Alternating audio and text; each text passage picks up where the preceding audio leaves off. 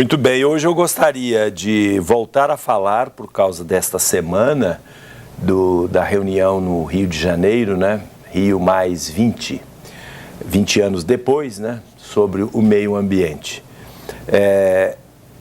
A gente poderia se perguntar por que o meio ambiente se transformou de um tempo para cá numa dos grandes temas do mundo, da agenda internacional, dos governos, enfim, de todos nós. Por que o meio ambiente, que até há pouco tempo atrás, eu diria assim, de 40 anos, há 40 anos atrás, a gente não falava disso, praticamente nem mencionava isso. Isso é de alguns 20 anos para cá, se transformou nesse tema tão importante. Eu diria que são dois motivos. O primeiro motivo é o fenômeno da urbanização. E o segundo é consequência do primeiro, o fenômeno da industrialização, e mais do que industrialização, a industrialização tecnológica que existe no mundo de hoje. O fenômeno da urbanização é o crescimento das grandes cidades, um crescimento que no terceiro mundo e quarto mundo, e no terceiro mundo é onde existem as maiores cidades, e no futuro todas as grandes cidades, as megalópolis, estão concentradas no hemisfério sul e principalmente nos países pobres ou emergentes.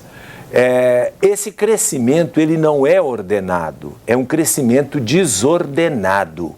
Não é bem um crescimento, é um inchaço. Claro que é crescimento se você perceber, por exemplo, que as cidades têm 10 milhões, 20 milhões de habitantes, 25 milhões de habitantes. O que um país inteiro não tem, uma cidade vai ter. Só que essa cidade de 10 milhões, de 15 milhões, de 20 milhões de habitantes, alguns poucos moram bem, com a estrutura planejada do poder público, o restante mora nas periferias sem nenhum planejamento de construção, de esgoto, de água, de coleta de lixo, enfim, sem nenhum planejamento. Então, e quando existe algum planejamento é para remediar, não é para prevenir, não é para planejar, é para remediar. Então a gente vê, por exemplo, no Brasil as vilas, as favelas. Então existe lá, põe um asfalto de qualquer jeito, o esgoto corre por cima, fazem algumas coisas, normalmente os políticos em épocas de eleição, eles vão lá, botam a luz elétrica, que depois o pessoal usa para fazer aquelas confusões de puxar fio para outros, para ficar de graça, né? E não tem, mas nada é planejado.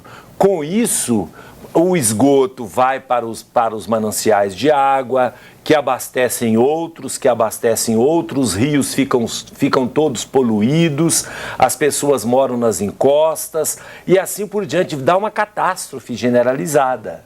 Então, em primeiro lugar, esse fenômeno da urbanização, no sentido de que as pessoas saem do interior, muitas vezes vêm para a cidade sem nenhum planejamento, sem nenhuma...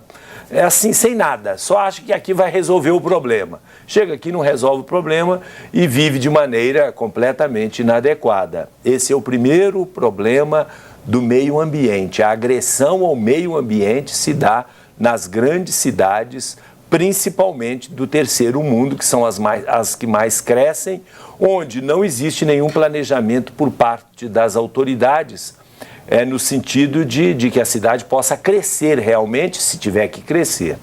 Por outro lado, não é o caso também de ficar atraindo a atenção para que as pessoas venham para a cidade. Trata-se de desenvolver o interior, colocar lá boas escolas, hospitais, centros de lazer, de cultura, onde o interior também possa ter a mesma qualidade de vida das grandes cidades. Então é um problema de planejamento.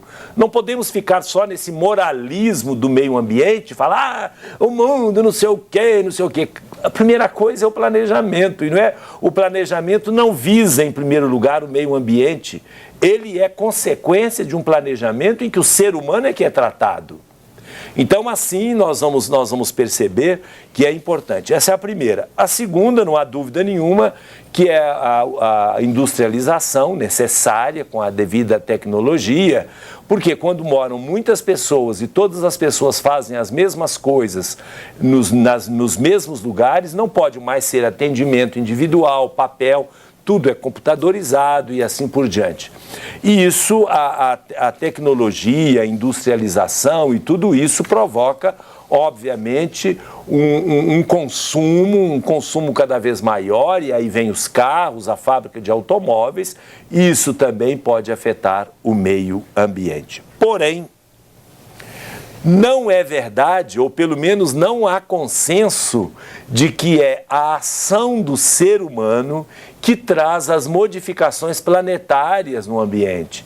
Isso é uma bobagem, ou seja, aquelas pessoas, há cientistas e não são os melhores, porque parece que existe um lobby internacional de produções, de dinheiro que é jogado nisso, né, para dizer que se houver o carro, agora é progresso verde, né, crescimento verde. Então, isso aí é outro tipo de indústria que está querendo se estabelecer. O problema é monetário, é dinheiro. Eles estão querendo criar mais outras fontes de renda, mais outras indústrias, o crescimento verde, não sei o que, água. Vocês imaginem a água mineral, por exemplo, né, o pessoal de água mineral. Agora estão dizendo que se deve consumir 4 litros ou 2 litros de água por dia. Agora, se esse lobby vence e coloca na cabeça de todo mundo, e não pode ser água, evidentemente não tratada, tem que ser água mineral, a indústria de água mineral sai ganhando. O mundo de hoje é tudo nessa base da indústria. Então, esse negócio de ficar falando da indústria verde, que o mundo vai terminar, que vai haver superaquecimento, que as calotas polares vai haver degelo e que as cidades vão todas ficarem mergulhadas, vai ser uma catástrofe, é o fim do mundo, é o Armagedon. Tudo isso é bobagem, isso não existe não. Há cientistas sérios de grandes universidades, pesquisadores renomados, que dizem que não depende da ação do homem a modificação do sistema climático no planeta, que isto é cíclico, isso depende de fatores cósmicos e que não tem nada a ver com a ação do homem. A ação do homem tem inferência local, tem inferência na minha cidade, tem inferência na água que eu estou bebendo, tem interferência no Rio das Velhas, no Rio São Francisco, aí sim, isso aí nós precisamos cuidar. Tem interferência na nossa rua, quando você, irresponsável, pega lixo, não tem problema um pedacinho de lixo desse e joga no chão. Agora você imagina 4 milhões de pessoas jogando um papelzinho no chão todo dia, o que vai dar? Aí chove, boca de lobo explode, dá aquela confusão toda, gente que morre no carro, gente que... enchentes violentas e assim por diante. Tem interferência, sim, o esgoto que corre a céu aberto, ou o esgoto que vai para o Ribeirão Arrudas e depois vai para o Rio das Velhas. Isto sim tem interferência na minha vida, na vida da nossa cidade. Nós temos dificuldades com a água? Sim. Nós podemos ficar sem água se a gente não cuidar? Sim. Mas não essas interferências catastróficas do meio ambiente no mundo inteiro. Agora eu termino dizendo uma coisa muito importante, que é o problema da ecologia virar uma religião substitutiva da religião e do cristianismo. É o panteísmo moderno. Isso é talvez o objetivo maior que está por detrás de todos esses negócios que estão falando aí. Eu acredito que 99% das pessoas são inocentes úteis. Eles fazem isso sem ter consciência do que está acontecendo. A menina lá, não sei, da África do Sul, do Canadá, que fez aquela palestra há 20 anos e agora voltou como uma senhora já jovem ainda, mas uma senhora que vai fazer mais uma colocação para os governantes, etc. Por que os governantes não se sensibilizam? Primeiro, que governantes é mais difícil sensibilizar mesmo porque eles olham mais o lado econômico. Segundo, porque de fato não parece que há uma catástrofe iminente, mas há a tentativa de substituição da religião pela ideologia ecológica.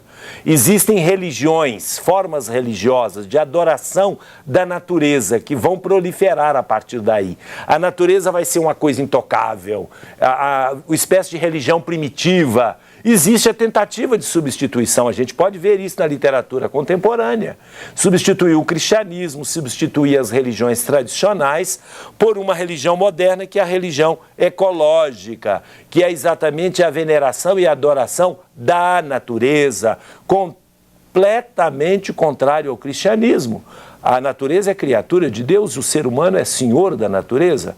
Não há Deus vinculado à natureza. Então, essa tentativa de transformar a ecologia no novo sistema religioso, com culto, com templos, com espiritualidade, com ascética, com mística, onde as pessoas que perderam a utopia da Revolução Comunista agora estão frustrados porque não tem mais o que adorar, agora vão adorar a natureza, vão tentar substituir para que as pessoas não caiam, evidentemente, nas religiões tradicionais. A gente tem que ter cuidado, ficar atento, estar consciente por essas manobras que acontecem no mundo inteiro. Voltamos daqui.